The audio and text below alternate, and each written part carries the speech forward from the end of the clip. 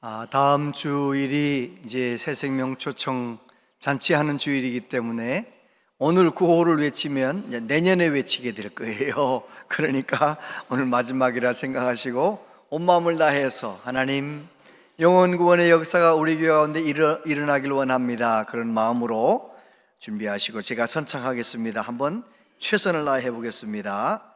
한 성도, 한 영혼을 기도로 씨를 뿌려 생명의 쌀을 키웁시다. 아멘. 놀라운 일이 일어날 것 같습니다. 너무 감사하고 한 560여 명 이렇게 화분을 가져가셨는데 많이 와서 예수님 믿을 수 있도록 계속 기도해 주시기를 바랍니다. 우리 교회 새생명 초청잔치를 어떻게 기도공보에서 알고 와가 취재해 갔어요. 우리 전국에 나가는 기도공보에 우리 교회가 전도잔치가 소개가 됐어요. 하나님께서 은혜 주시길래 계속 기도해 주시기를 바라고, 우리 교회는 다음 주일은 추수감사주일로 지키기도 합니다. 추수감사주일은 1년 동안 우리에게 복을 주시고 우리를 지켜주시고 은혜 주신 그 하나님의 은혜를 헤아리면서 특별한 감사로 하나님께 나아가는 주일이잖아요. 감사가 넘치는 주일이 될 줄로 믿습니다. 일본의 신학자이고 문학가인 마스미 토요토미라고 하는 분이 소책자 참사랑은 그 어디에? 라는 책에서 세 종류의 사랑을 이야기했습니다. 만약의 사랑, 때문에 사랑, 그럼에도 불구하고 사랑. 보통 사람들은 만약의 사랑, 때문에 사랑을 하지요. 만약에 사랑스럽게 행동하면 사랑하겠다. 내 눈에 예뻐 보이기 때문에 사랑하겠다. 그런데 우리 하나님은 어떤 사랑을 사랑하셔요? 뭐뭐에도 불구하고. 그래요, 하나님은 저와 여러분들을 불구하고 사랑으로 사랑하시는 것이죠. 로마서 5장 8절 같이 한번 읽어보세요. 시작.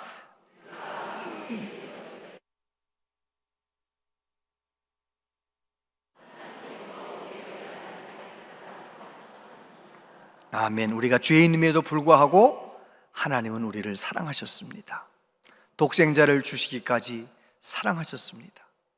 그 사랑을 값없이 받고 하나님의 자녀가 된 우리들은 하나님 앞에 어떤 감사를 드립니까? 혹시 저와 여러분의 감사가 만약의 감사, 때문에 감사 수준에 머물러 있지는 않을까요? 만약 하나님이 내 기도를 들어주시면 감사하겠습니다. 하나님 내 마음에 평강을 주시고 내 삶을 건강 주시고 지켜주시기 때문에 감사하겠습니다. 만약의 감사와 때문에 감사에 머물러 있지는 않습니까? 저와 여러분들이 하나님 앞에 은혜를 받아 불구하고 뭐뭐임에도 불구하고 감사하는, 그럼에도 불구하고 감사의 사람 되시기를 축복합니다. 그럼에도 불구하고 감사의 모범을 보인 사람이 하박국 선지자죠. 그가 하나님을 만난 다음에 은혜를 받은 다음에 뭐라고 노래합니까? 하박국 3장 17절 18절 같이 읽어보세요. 비록 무화과 나무가 무성하지 못하며 포도나무에 열매가 없으며 감람나무에 소출이 없으며 밭에 먹을 것이 없으며 우리의 양이 없으며 외양간에 소가 없을지라도 나는 여호와로 말미암아 즐거워하며 나의 구원의 하나님으로 말미암아 기뻐하리로다. 아멘. 그렇습니다. 우리는 하나님의 그럼에도 불구하고 사랑을 계속 받고 있는 사람들이에요.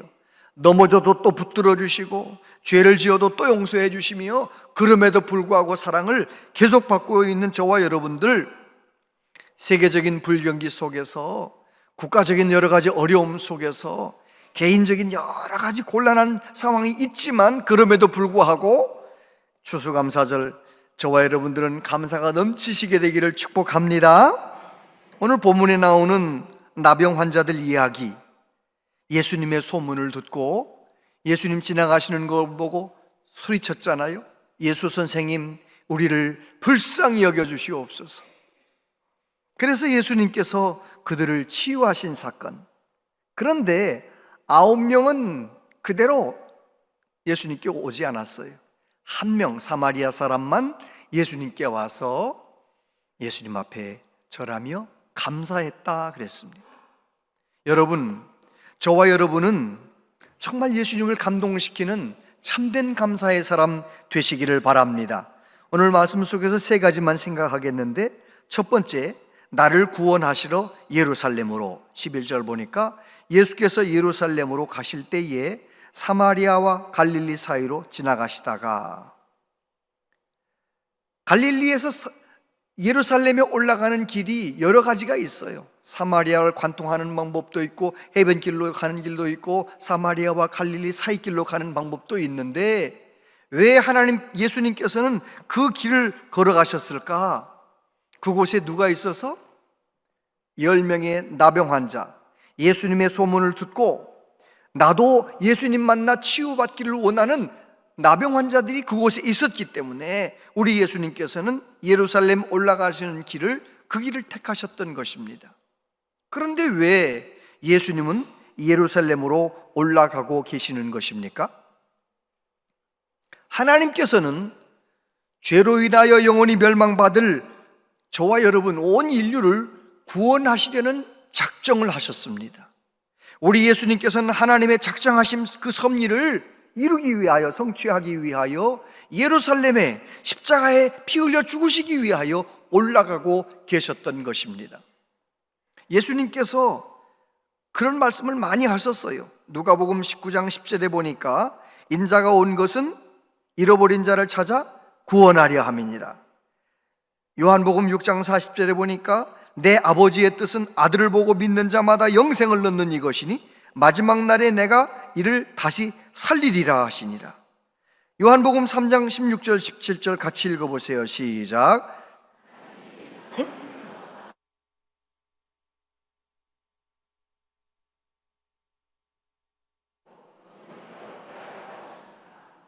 하나님이 그 아들을 세상에 보내신 것은 세상을 심판하려 하심이 아니요 그로 말미암아 세상이 구원을 받게 하심이. 아멘. 마가복음 10장 45절도 같이 읽습니다. 인자가 온 것은 섬김을 받으려 함이 아니라 도리어 섬기려 하고 자기 목숨을 많은 사람의 대속물로 주려 함이니라. 여러분, 우리 예수님은 저와 여러분을 구원하시려는 하나님의 뜻을 이루시려고 사람의 몸을 입으시고 이 땅에 오셨고, 하나님의 구원의 뜻을 이루시기 위하여 십자가에 매달려 피 흘려 죽으신 것입니다.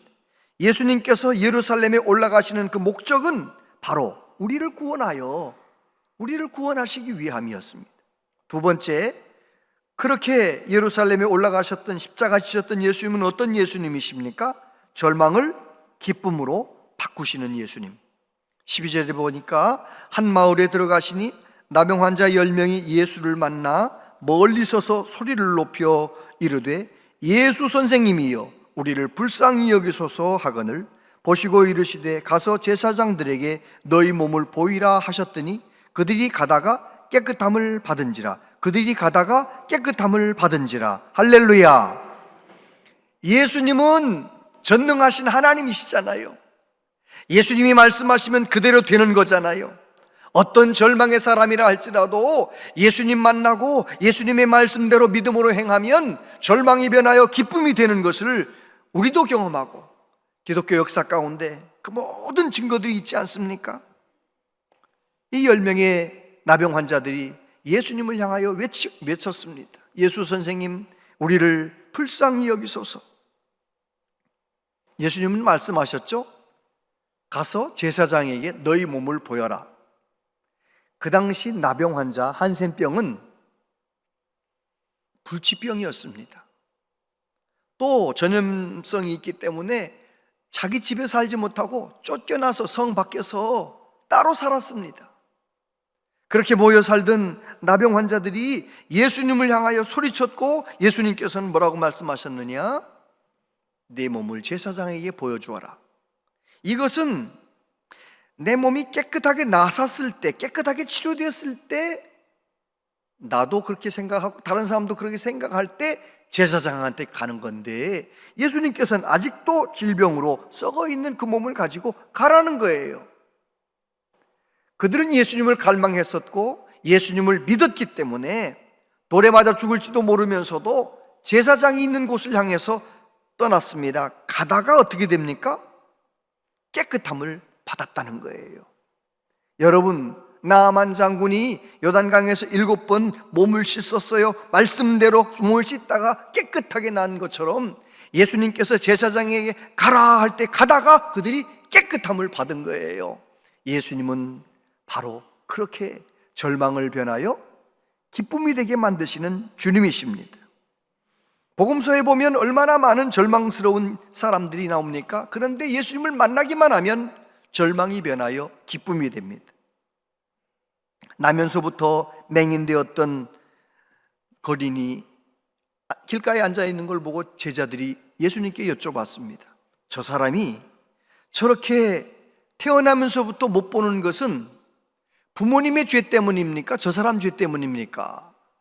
그때 예수님 뭐라고 말씀하십니까? 요한복음 9장 3절 같이 읽어보세요. 시작.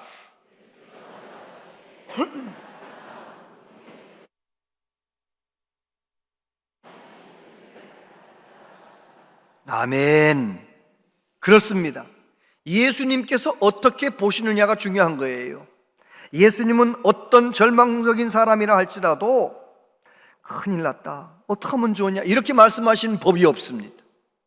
예수님은 어떤 절망적인 사람도 변하여 기쁨의 사람 될 수 있도록 만드시는 주님이시기 때문에 그런 것입니다. 그거보다 더 절망스러운 이야기가 요한복음 11장에 넘어가서 보면 나오는데, 나사로가 죽어간다는 소식을 듣고 예수님 말씀하셨습니다. 예수께서 들으시고 이르시되 이 병은 죽을 병이 아니라 하나님의 영광을 위함이요 하나님의 아들이 이로 말미암아 영광을 받게 하려 함이라 하시더라. 할렐루야. 지금 나사로가 죽어간다는데 예수님은 뭐라고 말씀하시느냐? 이건 하나님의 영광을 위한 병이다. 이 병은 하나님의 아들이 영광 받으시게 하는 병이다. 여러분, 그렇습니다. 내가 아무리 절망적인 상황에 있다 할지라도 예수님을 붙들 수만 있다면, 예수님을 만날 수만 있다면 나의 절망이 변하여 기쁨이 되고 간증이 되는 것입니다. 예수님께서 나사로의 무덤 앞에 가셔서 말씀하시는 거죠. 나사로야, 나오라. 나사로는 그 냄새나는 무덤에서 걸어 나오는 것입니다. 썩어가던 나사로도 걸어 나오게 만드시는 분이 주님이세요. 할렐루야. 내가 아무리 절망적인 상황이라 할지라도 내가 믿는 예수님을 생각한다면 우리는 또다시 일어날 수가 있는 것입니다. 주님은 절망이 변하여 기쁨 되게 만드시는 주님이시기 때문에 그렇습니다. 그러면 오늘 세 번째 따라해 보세요. 천국문은 감사로 열립니다. 16절부터 보면 예수의 발 아래에 엎드려 감사하니 그는 사마리아 사람이라. 예수께서 대답하여 이르시되 10사람이 다 깨끗함을 받지 아니하였느냐? 그 9은 어디 있느냐? 이 이방인 외에는 하나님께 영광을 돌리러 돌아온 자가 없느냐 하시고 그에게 이르시되 일어나 가라, 내 믿음이 너를 구원하였느니라 하시더라. 여러분 생각할 때 목사는 뭐 하는 사람이에요? 성도들을 천국까지 잘 가실 수 있도록 안내하는 사람입니까? 아니면 성도들을 이 세상에서 천국을 살 수 있도록 도와주는 사람입니까? 1번이에요? 2번이에요? 잘 모르겠어요. 여러분, 천국에 가는 것은요, 어느 날 스위치를 켜듯이 내 마음 가운데 예수님이 나의 구주로 믿어지는 거예요. 성령의 도우심을 받아 예수님이 나의 구주로 믿어지는 거예요. 내 죄를 위해 예수님이 십자가에 못 박혀 피 흘려 죽으신 것이 내 죄 때문이라는 것이 믿어지는 거예요. 그래서 그 예수님의 십자가 앞에서 눈물을 흘리며 회개하고 하나님이신 예수님이 나 대신 십자가에 죽으신 것을 믿음으로 고백하며 예수님을 나의 구주로 영접했다면 그 사람은 천국 가는 거 걱정하지 않아도 돼. 천국 백성 된 거예요. 아멘. 결코 정죄함이 없어요. 그 사람은 천국 가는 거죠. 목회자는 무슨 일을 하는 사람이냐? 물론 우리 교회는 지금 예수님 안 믿지만, 안 믿어지지만 믿어보려고 나온 분도 있고, 가정의 평화를 위해서 나온 분도 있고, 그런 분들을 위해서는 계속 예수님 얘기하는 거죠. 그런데 더 목회자가 힘써야 할 일은 뭐냐면, 하나님의 말씀을 잘 전해서 성도들이 은혜를 받고 하나님의 말씀대로 살고 하나님의 뜻대로 살고, 그래서 이 세상을 천국으로 살아가도록 도와주는 사람이에요. 정말 이 세상을 천국으로 사는 사람은 누구냐? 하나님의 말씀대로 사는 사람이에요. 오늘 본문에서 우리에게 가르쳐 주는 것은, 그럼 천국문은 누구에게 열리는가? 이번에 대신방을 하는데 96세 난 노 권사님께서 대신방 받으시려고 앉아 계신 거예요. 구역 식구들 쭉 있는데. 그런데 제가 여쭤봤죠. 감사한 게 뭔지 여쭤봤더니 잘 안 들리시니까 옆에 있는 집사님이, 권사님, 감사한 제목을 한 가지 말씀하시래요. 그렇게 이제 알려드렸어요. 그랬더니 그 권사님이 이렇게 말씀하셨습니다. 내 마음에는 감사만 가득하지. 그 멘트, 내 마음에는 감사만 가득하지, 그 멘트가 그 대신방 받는 예배 자리 모든 성도들, 모든 저 마음도 그렇고 다 천국으로 만들어 버리더라고요. 이야, 연세가 96세가 되었는데 내 마음에는 감사만 가득하지 라고 말씀하신 그 한마디 말씀이 얼마나 감사한지. 할렐루야. 내가 감사하면 내 마음도 천국이고요, 내가 감사하면 다른 사람도 천국의 마음을 전염시킬 수 있는 거예요. 할렐루야. 그 천국문이 어떻게 열리느냐? 시편 100편 4절에 보니까, 감사함으로 그의 문에 들어가며 찬송함으로 그의 궁정에 들어가서 그에게 감사하며 그의 이름을 송축할지어다. 어떻게 그 문에 들어간다고요? 감사함으로. 할렐루야. 우리가 출입문 번호키 열쇠 달아놓은 사람은 내 번호를 제대로 누르기만 하면 어떻게 돼요? 문이 쫙 열리는 거 아니에요? 꼭 그와 같이 우리가 하나님 앞에서 감사합니다, 감사합니다, 정말 감사합니다, 하나님께 감사하러 나가면 천국문이 열릴 줄로 믿습니다. 하늘문이 열리면 사는 차원이 달라집니다. 하늘문이 열리면, 하나님의 임재를 경험하면 사는 차원이 달라져요. 제가 잘 아는 어떤 사람은 동네에 소문난 술꾼이었습니다. 술주정뱅이였습니다. 그런데 그가 부상을 당해 병원에서 전도를 받고 예수님을 믿고 예수님을 만나고 나니까 완전히 새 사람 돼가지고요, 그 교회를 부흥시키는데 부흥의 주역이 되더라고요. 얼마나 귀한 장로님으로 지금도 얼마나 충성하는지. 여러분, 정말 내가 하나님 앞에 예수님을 깊이 만나고 하늘문이 열리면 완전히 달라지는 거예요. 차원이 달라지는, 사는 차원이 달라지는 거예요. 여러분, 9명은 유대인이고 1명은 이방인, 이 사마리아 사람이었는데, 이 한 사람은 예수님에게 나와서 큰 소리로 하나님께 영광 돌리면서 예수님 앞에 절하면서 감사했어요. 감사했어요. 그랬더니 그에게 어떤 일이 열립니까? 제가 여쭤볼게요. 치유가 큽니까? 구원이 큽니까? 구원이 크죠. 나병 환자 치유된 것 귀한 것이지만, 10명이 다 치유받았지만 하늘문은 누구에게 열리느냐? 예수님에게 와서 감사하는 이 사람에게 하늘문이 열리는 거예요. 가라, 내 믿음이 너를 구원하였으니, 그러면서 예수님께서 그에게 구원을 선포하시잖아요. 여러분, 저와 여러분들은 감사로 천국문을 열고 하늘문이 열리는 삶을 살아가시게 되기를 축복합니다. 원수 마귀는요, 어떻게 해서든지 우리들이 믿음의 눈이 어두워지고 이 세상 불평하며 불만하며 그냥 원망하며 살기를 원하는 거예요. 그래가지고 원수 마귀는 우리 눈에다가 그냥 검정색 안경을 탁 씌우는 거예요. 검정색 안경을 쓰면 세상이 다 검게 보이는 거죠. 다. 그래서 마귀 역사하면 다 불만이에요. 다 불만. 다 원망이에요. 다 원망. 그런데 하나님은 뭐라고 말씀하십니까? 빌립보서 4장 6절 7절 같이 읽어보세요. 시작. 아무것도 염려하지 말고 다만 모든 일에 기도와 간구로 너희 구할 것을 감사함으로 하나님께 아뢰라. 그리하면 모든 지각에 뛰어난 하나님의 평강이 그리스도 예수 안에서 너희 마음과 생각을 지키시리라. 아멘. 하나님은 저와 여러분이 감사의 안경을 쓰길 바라는 거예요. 성령의 도우심을 받아 감사의 안경을 쓰면요, 다 감사해. 집에 가도 감사, 교회 와도 감사, 일터에 가도 감사, 다 감사. 할렐루야. 성령 충만해서 감사의 안경을 씁니다.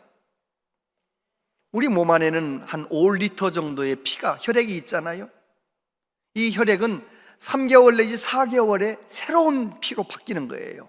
하루에 50ml씩 새로운 피를 골수가 만들어내고, 그리고 열심히 일하다가 조금 안 좋아진 피는 50ml 정도 또 없어져 버리는 거예요. 그래가지고 3개월 내지 4개월 만에 사람의 피는 완전히 새로운 피가 되는 거예요. 그러면 저와 여러분들이 오늘도 감사, 내일도 감사, 한 달 감사, 두 달 감사, 4개월 동안 다 감사하고 기뻐하고 천국을 살면 얼마나 건강한 피가 만들어지겠어요? 아멘 좀 해보세요. 진짜잖아요.